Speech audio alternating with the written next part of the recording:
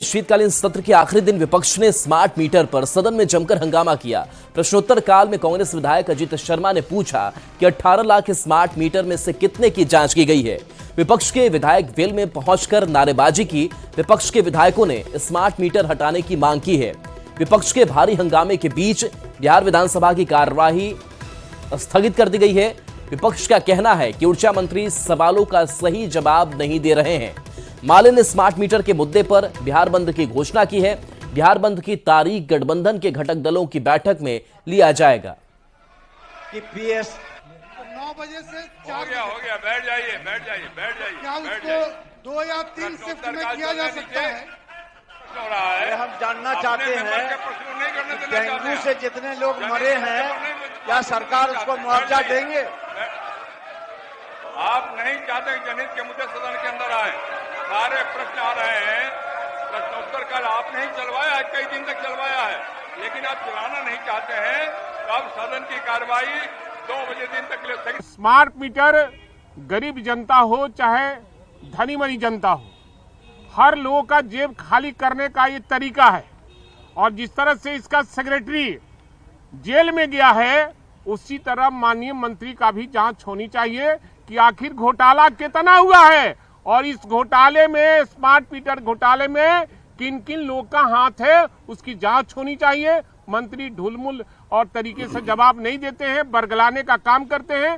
इसलिए इस मुद्दे को लेकर के हम लोग जनता के बीच जाएंगे। स्मार्ट मीटर नहीं चलेगा, बिहार की जनता इसको रिजेक्ट करती है और हम लोग सड़क से जो सदन तक की लड़ाई को फिर सड़क पर ले जाएंगे।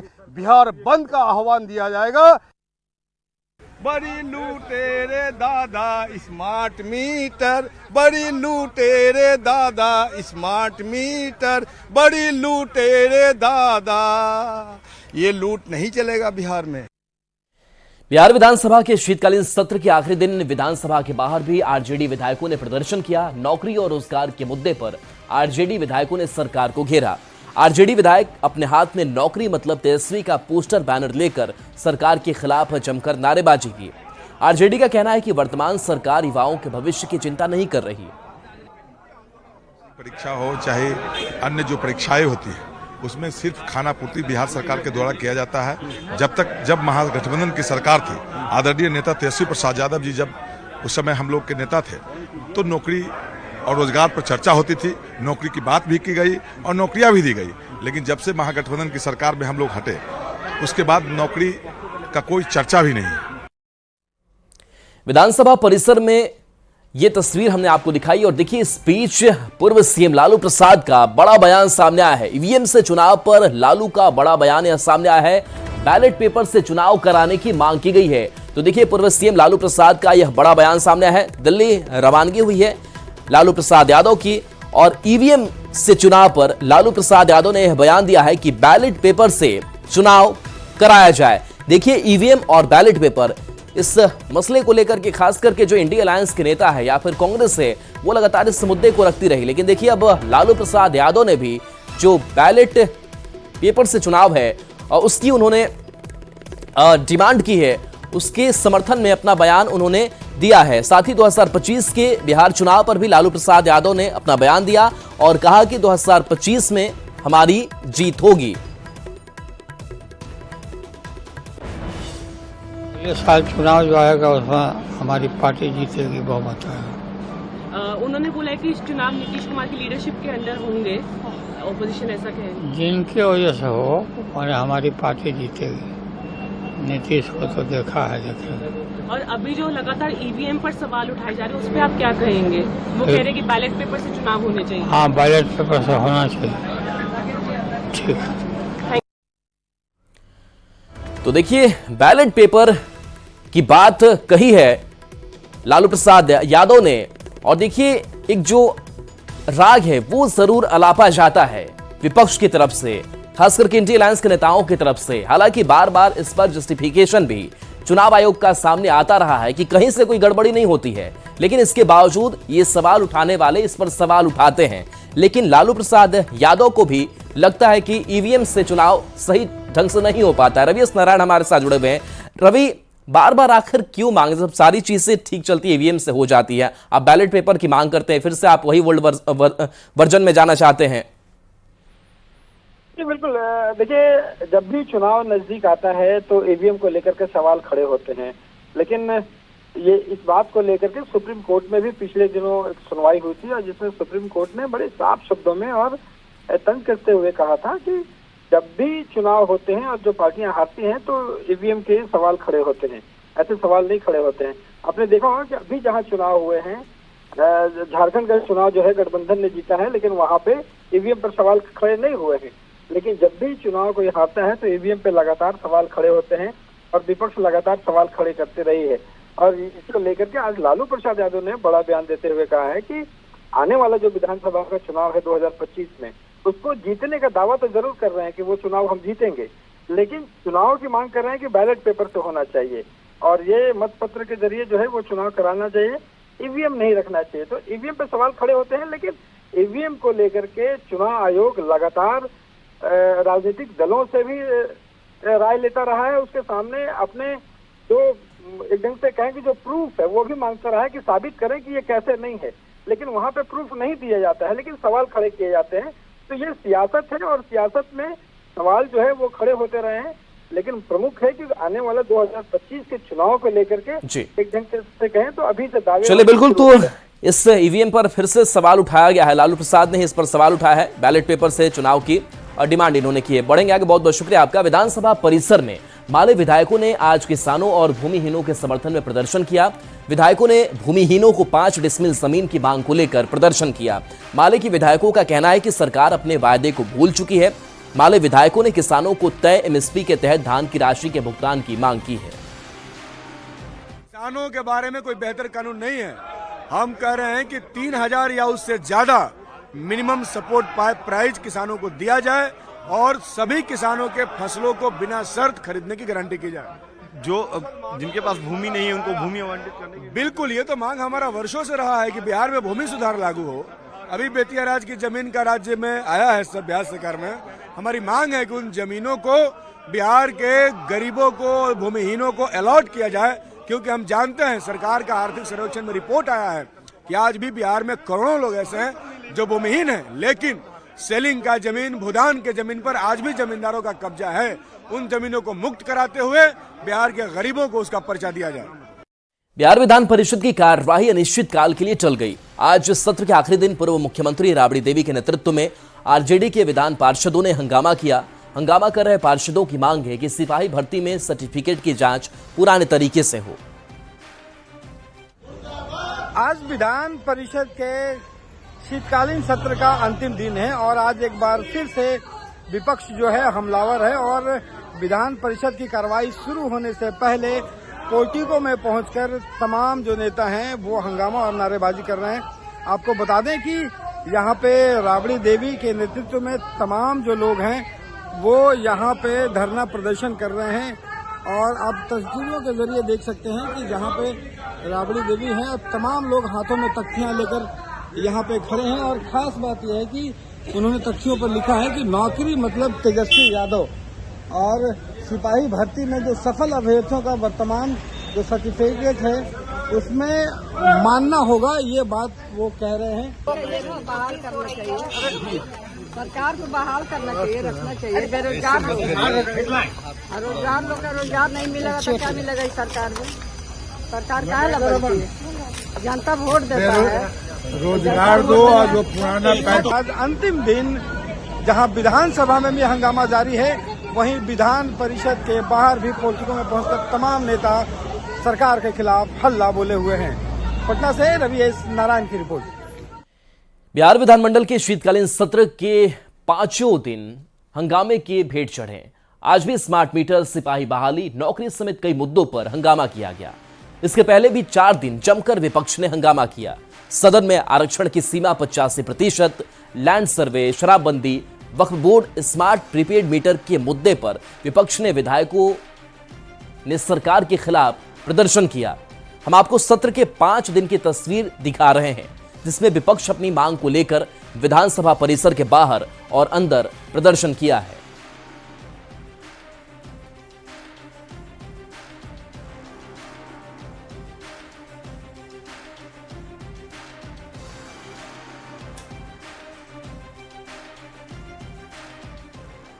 और देखिए, विधानसभा में आज शिक्षक संगठनों की अपील पर धरना प्रदर्शन में शामिल शिक्षकों के वेतन काटे जाने का मामला उठा।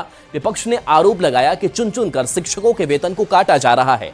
इन आरोपों पर शिक्षा मंत्री ने कहा कि शिक्षकों का वेतन नहीं काटा जाएगा। इस तरह के जितने मामले हैं जहां पर कार्रवाइयां अपेक्षित हैं, न सिर्फ फर्जी शिक्षकों पर, पदाधिकारियों पर भी, कि जो भी इस तरह की गलतियां पा रहे हैं उनके विरुद्ध निश्चित रूप से दरभंगा में भी 2 पदाधिकारियों डीओ सहित हमने निलंबित किया। उसमें सभी माननीय यहाँ के भी सदस्य, दूसरे सदन के भी सदस्य आए थे। यहाँ पर भी हमने समीक्षा की है और निश्चित रूप से इसमें जो कमी पाई गई है उसके बारे में हम लोग कार्रवाई करके आपको सूचित भी कर देंगे। बिहार विधान परिषद में पत्रकारों की पेंशन का मुद्दा उठा। बीजेपी एमएलसी संजय मयूख ने पेंशन भत्ता 6,000 रुपए से बढ़ाकर 15 से 20,000 रुपए करने की मांग की है। उन्होंने कहा कि इतने कम पैसों में गुजर बसर करना मुश्किल हो रहा है।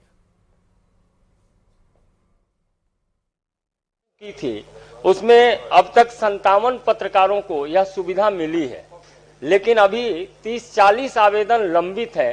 सभापति महोदय, अखबार प्रबंधन ने तो सुध ले ली है कि उनका सैलरी बढ़ा दिया, सब कुछ बढ़ा दिया, लेकिन अभी तक बिहार में पत्रकार सम्मान योजना के तहत सिर्फ 6,000 रुपया पेंशन है, जबकि अन्य प्रदेशों में हरियाणा में 15,000, राजस्थान में 15,000, पंजाब में 15,000, आंध्र प्रदेश में 20,000, मध्य प्रदेश में 20,000, छत्तीसगढ़ में 15,000। तो सभापति महोदय, मेरा सादर अनुरोध है, माननीय मुख्यमंत्री जी भी, सारा सदन है, सारा सदन सहमत होगा कि 6,000 रुपये में बुढ़ापा नहीं कट सकता, इसलिए कुछ इसको बढ़ाया जाए। और हमको लगता है कि जिस तरह से मध्य प्रदेश, छत्तीसगढ़ में 20,000, 15,000 है, इस तरह से निश्चित तौर पे, और जो लंबित आवेदन है उन लंबित आवेदनों पर भी विचार किया जाए, क्योंकि यह बिहार की खराब स्वास्थ्य व्यवस्था को लेकर सीएजी की रिपोर्ट में खुलासा हुआ है। इसे लेकर काफी सवाल खड़े होने लगे हैं।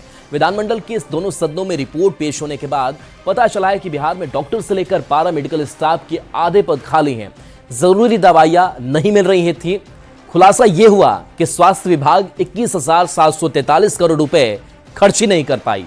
ज्यादा जानकारी दे रहे हैं न्यूज 18 संवाददाता रजनीश कुमार। बिहार विधानमंडल के दोनों सदनों में सीएजी की रिपोर्ट पेश होने के बाद स्वास्थ्य विभाग को लेकर बड़ा खुलासा हुआ है। यानी स्वास्थ्य विभाग में आधे से ज्यादा पैरामेडिकल स्टाफ के साथ साथ डॉक्टरों के पद खाली पड़े हैं और इसके साथ साथ ज्यादातर अस्पतालों में जरूरी दवाएं नहीं थी।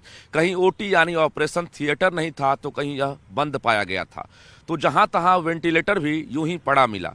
ऐसा नहीं है कि इस बदइंतजामी के पीछे पैसे की कमी रही है। स्वास्थ्य विभाग 21,743 करोड़ रुपए खर्च ही नहीं कर पाया और इसके साथ साथ ग्रामीण इलाकों की हालात और बदतर पाई गई है। रिपोर्ट के अनुसार स्वास्थ्य सेवा निदेशालय, राज्य औषधि नियंत्रक, खाद्य सुरक्षा, आयुष और मेडिकल कॉलेज अस्पतालों के 49% पद खाली रहे।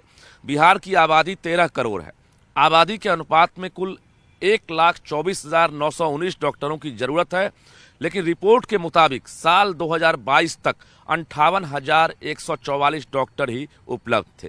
अस्पतालों में 18 से लेकर 72% तक स्टाफ नर्स की कमी है। पूर्णिया में सबसे ज़्यादा कहें अगर तो 72% पोस्ट खाली थे। इसके अलावा अस्पताल में पैरामेडिकल की कमी 45 से लेकर 90% तक रही है। पश्चिमी चंपारण में सिर्फ 10% पैरामेडिकल स्टाफ काम कर रहे हैं। यानी विज्ञापन निकालने के बाद भी नहीं हो रही भर्ती, ये कहा गया है। सरकार हेल्थ सेक्टर में खाली पद के लिए विज्ञापन तो जारी करती है, लेकिन भर्तियां नहीं हो पाती है। सीएजी की रिपोर्ट में यह खुलासा हुआ है कि अक्टूबर 2019 से जनवरी 2021 तक 24,496 पोस्ट के लिए विज्ञापन निकाले गए थे, जिसमें से 13,340 पद खाली रह गए थे। बहाली निकालने के बाद भी 13,340 पद नहीं भरे गए। रिपोर्ट की माने तो जनवरी 2022 तक कुल स्वीकृत पद 1,12,206 में से 55,108 पद खाली पड़े थे। कुल मिलाकर प्राइमरी हेल्थ सेंटर पर भी खुलासा हुआ है और स्वास्थ्य विभाग को लेकर जिस प्रकार से सदन में जो रिपोर्ट पेश की गई है, इसके बाद हंगामा मच गया है। जाहिर है, एक तरफ जहां स्वास्थ्य विभाग दावा कर रहा है कि अब जो व्यवस्था है पटरी पर लौट रही है, लेकिन इस रिपोर्ट के बाद कई सवाल खड़े हो रहे हैं। हालांकि अच्छी बात यह भी है कि 2024 में लगातार जो वैकेंसी है वो निकलती जा रही है और कहा जा रहा है कि अभी 44,000 जो खाली पड़े पद हैं वो अभी भरे जाएंगे। यानी तकनीकी सेवा आयोग में 17,000 पदों के लिए अधियाचना भेज दी गई है, जिसको लेकर जल्द ही बहाली प्रक्रिया भी शुरू होने वाली है। कैमरामैन दीपक के साथ रजनीश कुमार, न्यूज़ 18 पटना। केंद्रीय वित्त मंत्री निर्मला सीतारमण 2 दिन के बिहार दौरे पर पहुंची है। पटना में केंद्रीय वित्त मंत्री निर्मला सीतारमण पूर्वी क्षेत्र के क्षेत्रीय ग्रामीण बैंकों की समीक्षा बैठक में शामिल हुई। उनके साथ उप मुख्यमंत्री सम्राट चौधरी भी मौजूद रहे। बैठक में कई महत्वपूर्ण मुद्दों पर केंद्रीय वित्त मंत्री ने ग्रामीण बैंकों के अधिकारियों के साथ चर्चा की। वित्त मंत्री निर्मला सीतारमण आज दरभंगा में क्रेडिट आउटरीच प्रोग्राम के तहत 43,000 लोगों के बीच 1,300 करोड़ रुपए के ऋण का वितरण करेंगी। वित्त मंत्री निर्मला सीतारमण के हाथों हजारों युवाओं को रोजगार का सुनहरा मौका मिलेगा, जहां 45,000 युवाओं को स्वरोजगार करने और लघु कुटीर उद्योग लगाने को लेकर 1,300 करोड़ रुपए का ऋण वितरण किया जाएगा। जिला प्रशासन और बैंकों की ओर से इसकी तैयारी लगभग पूरी कर ली गई है। इस कार्यक्रम में देश के सभी बड़े बैंकों के सीएमडी से लेकर सभी बड़े अधिकारी भी शामिल होंगे।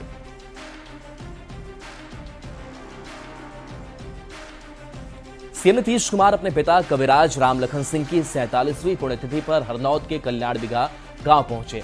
सीएम नीतीश कुमार अपने पिता की प्रतिमा पर पुष्प अर्पित कर श्रद्धांजलि दी।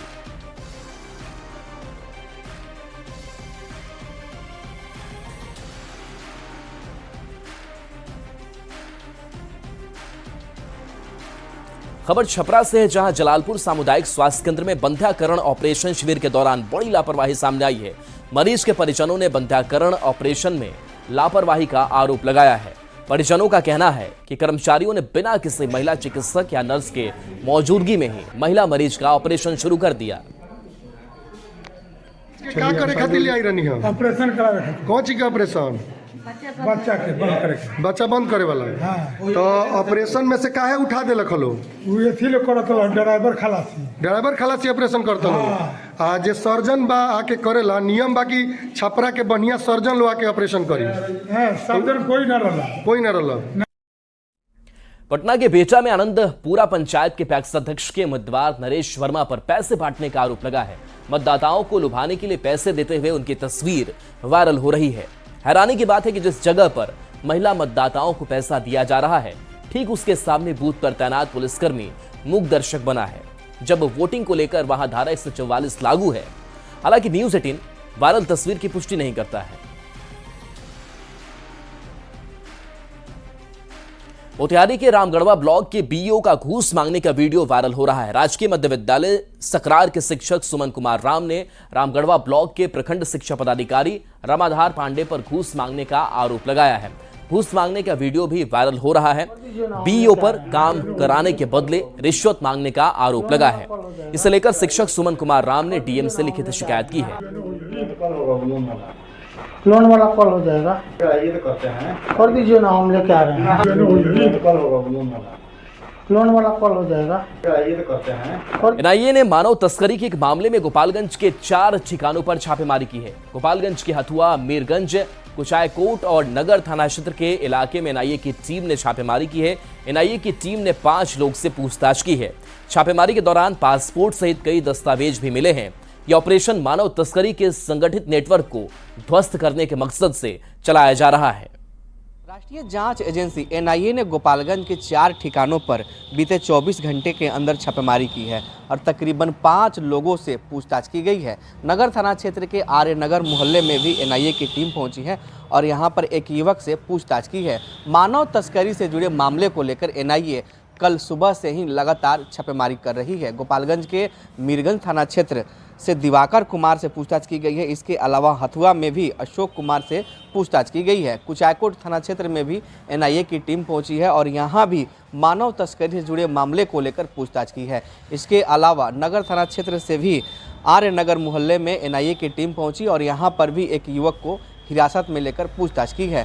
हालांकि किसी को एनआईए लेकर नहीं जा सकी है। पूछताछ करने के बाद सभी लोगों को छोड़ दिया गया है। जो सूत्र हैं वो बता रहे हैं कि मानव तस्करी से जुड़े मामले को लेकर देश भर के 22 ठिकानों पर एनआईए की टीम ने छापेमारी की है और छापेमारी के दौरान कई लोगों से पूछताछ की है। गोपालगंज में भी इसके पहले एनआईए की टीम नगर थाना क्षेत्र के एक मोहल्ले में छापेमारी कर एक होटल संचालक से पूछताछ कर चुकी है और इस मामले को लेकर नगर थाने में मानव तस्करी से जुड़े एक केस भी दर्ज किया गया था। तो एनआईए की टीम लगातार साइबर अपराध और मानव तस्करी से जुड़े मामले को लेकर गोपालगंज में जांच कर रही है और जांच के दौरान तकरीबन 5 लोगों से पूछताछ की गई है। पूछताछ के दौरान कई अहम जानकारी भी एनआईए को हाथ लगे हैं। हालांकि जिनसे पूछताछ की गई है उन्हें फिलहाल छोड़ दिया गया है। गोविंद कुमार, न्यूज़ 18, गोपालगंज।